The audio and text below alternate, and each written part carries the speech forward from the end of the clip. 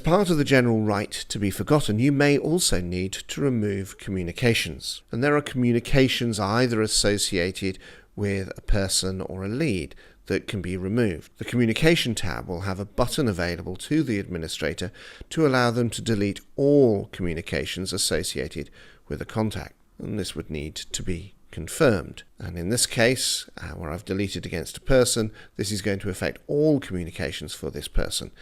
And if you delete a communication such as a task that are not linked to any other person in Sage CRM, then the communication is deleted and the communications are no longer visible to any users.